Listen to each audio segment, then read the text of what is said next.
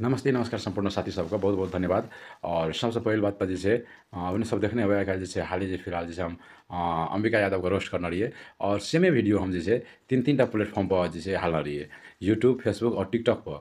तो फेसबुक और यूट्यूब पर अखनियो जैसे वीडियो चल रहा है, ट्रेंडिंग में चल रहा है, लेकिन टिकटॉक जैसे फटसिना कॉमेडी गाइडलाइन से कोनो वीडियो में अंबिका यादव को जो वीडियो हम रोस्ट के लिए तो हमार आईडी जैसे बैंड भए गए।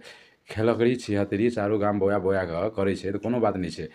एकटा ओकरा पर रोस्ट हानलिए भोसड़ी वाली पर तो वो जैसे तते रिपोर्ट हानलकै तते भतार से रिपोर्ट हानलकै साला ऐसे आइडिया बाइंड करा देलकै।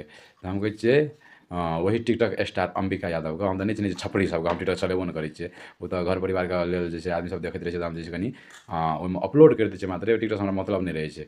तो गई छपरी टिकटॉकर स्टार अंबिका यादव तोरा ओते अथिए सुन सेक्स खराब होगा तो कोनो बात नहीं है।